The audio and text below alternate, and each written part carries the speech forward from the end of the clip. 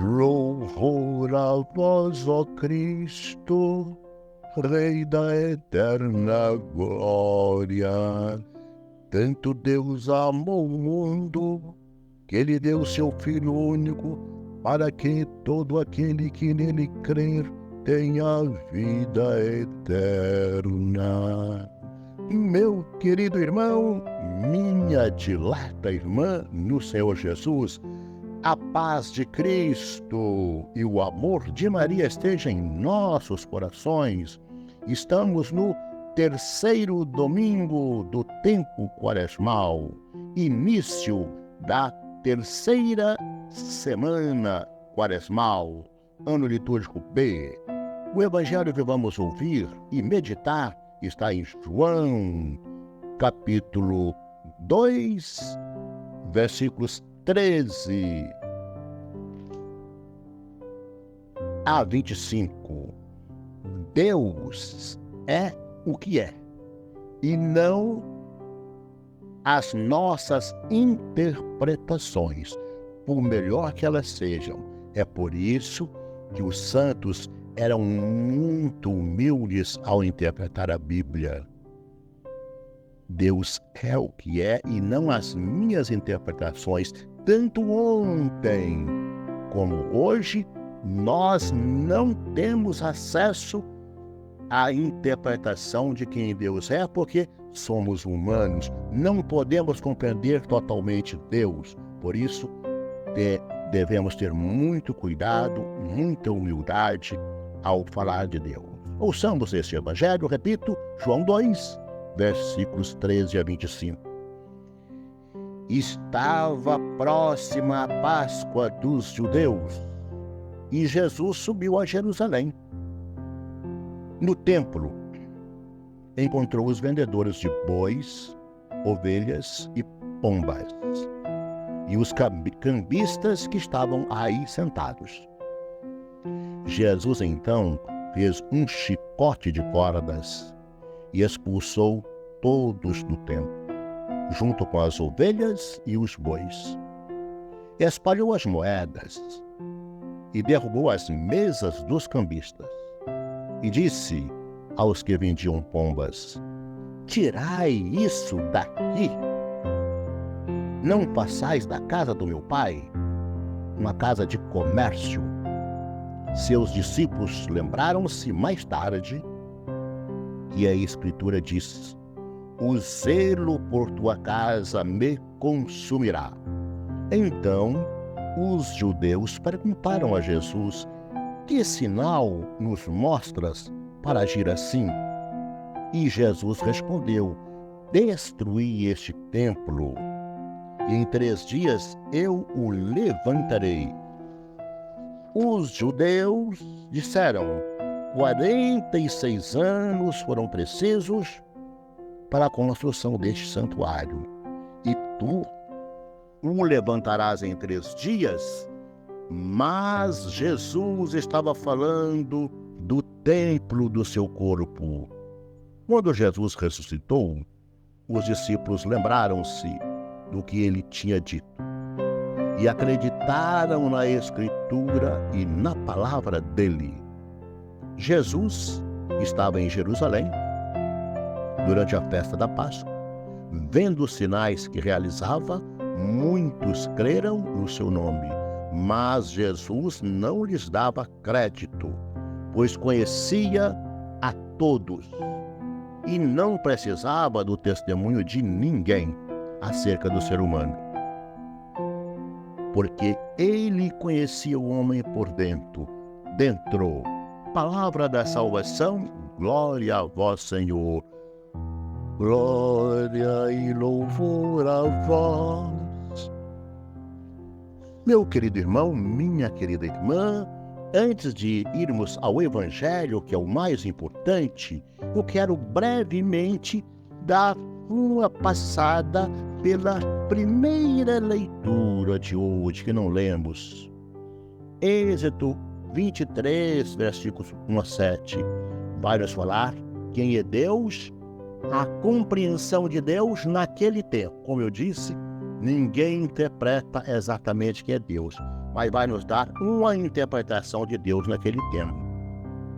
Era um Deus, bateu, levou. Era um Deus que, como diz o ditado, fala quem pode, obedece quem tem juízo.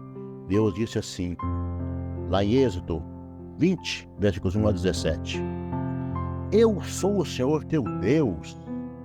Não terá outros deuses. Não farás imagens nem de coisa do céu, nem de coisa da terra, nem de coisas debaixo da água. Eu sou o Senhor teu Deus. Sou ciumento e castigo com força até a terceira e quarta gerações. Aos que me provocam ciúme, sou um Deus ciumento, mas uso de misericórdia por 1000 gerações com aqueles que me amam, que guardam o meu mandamento. Olha, vamos interpretar.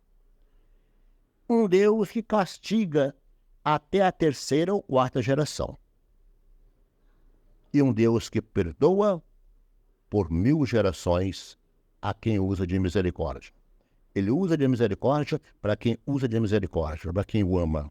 Meus irmãos, se Deus perdoa por 1000 gerações, então a quem ele castiga? Ninguém,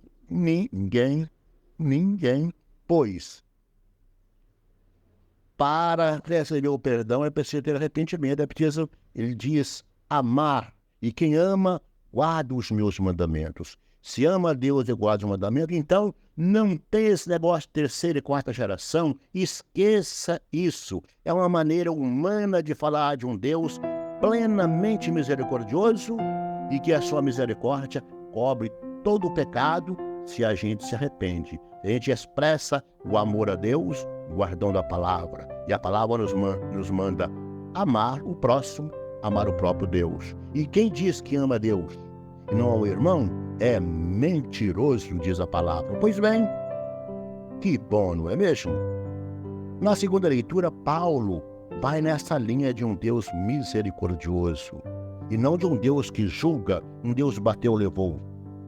São Paulo diz, na segunda carta, aliás, na primeira carta aos Coríntios, capítulo 1, 22 a 25, São Paulo diz, os judeus pedem milagres, os gregos pedem a sabedoria.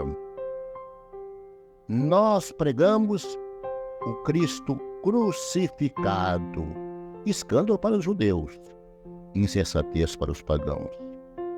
Mas quem o acolhe, não importa quem, qual nação, para ele, Deus é poder. Cristo é o poder de Deus. Assim, sim, Deus manifesta o seu poder a todos aqueles que creem nele. Onde ele manifesta o poder? Na cruz. Este não é um Deus bateu, levou, não. Esse não é um Deus fala quem pode e obedece quem tem juízo. Esse é um Deus misericordioso. Esse é um Deus, como interpretava São Leão Magno, tão humano que só poderia ser divino. Assumiu a condição humana, e humana dos mais pobres, dos lascados. Por isso, ele tem amor a todos, mas preferencialmente por esses que todo mundo quer tirar mais uma lasquinha. É a verdade, naquele tempo e hoje piorou ainda. Pois bem, no Evangelho que nós acabamos de ouvir, nós vemos que Jesus abomina o mau uso da religião, o mau uso do templo, e diante da inescrupulosidade dos aproveitadores do templo, daqueles chefões da fé, que explora a fé do povo, Jesus solta os cachorros. Cachorro não, solta a cachorrada. Não faça da casa de meu pai um mercado central, ou melhor, mercado modelo, ou melhor ainda, um vero peso. Vero peso. Que sinal nos mostra, pergunta Jesus. Que sinal nos mostra para fazer isso? Eles dizem a Jesus, porque ele diz, não faça da casa de meu pai uma casa de negócio, descunhamba com eles, solta os animais, dá chicotada. Que sinal mostras? Quem é você, seu calça curta, seu pé de chinelo, para fazer um escândalo deste? E Jesus responde, destrua esse templo e eu o reedificarei em 3 dias. Os judeus respondem, Salomão gastou 46 anos para construir esse templo e você vai reconstruir em 3 dias? João, o apóstolo de hoje, assim interpreta essa fala de Jesus sobre o templo. Ele estava falando da sua ressurreição. Ele estava falando do templo do seu corpo. Ele estava falando da sua morte e ressurreição. E diz João que muitas pessoas acreditaram em Jesus. E na palavra, a palavra de Jesus os fez recordar os salmos, os profetas, que já tinham dito isso. Eles viram que isto era verdade, de verdade, e acreditaram. Meus irmãos e irmãs, termino essa reflexão deste domingo provocando uma reflexão bem pessoal. É você que vai pensar. Eu dizia no início que nós não conhecemos Deus. Deus é o que é e não o que nós interpretamos. Principalmente nós, pregadores, precisamos ser humildes quando falamos de Jesus, quando falamos da Bíblia, porque nós temos uma versão de Deus, uma interpretação de Deus, baseada em muitos místicos, muitos santos, é verdade, mas esses próprios santos reconheceram que Deus não é isso só, é muito mais. A interpretação cristã de Deus, sobretudo a católica e algumas ramos protestantes, realmente procura levar a sério a ciência bíblica, a ciência teológica, as ciências em torno humanas que nos ajudam, a psicologia, a filosofia, as escavações, para compreender melhor a Bíblia, Deus. Ajudam, mas não é tudo. Nós continuamos sem saber quem é Deus. Às vezes nós temos muitas pregações, esse negócio de 3ª geração, preocupação de recuperação, de pedir perdão no passado. Não, Deus perdoa por 1000 gerações e 1000 gerações é mais do que 3 ou 4 gerações. Então Deus perdoa sempre e não tem que ficar preocupado com o passado. Preocupe com agora. Você não está bem, está doente, está triste, é porque é dos seus antepassados, o pecado deles, não sei o quê. Nada disso. Não é assunto de pedir perdão ou de libertação do mal.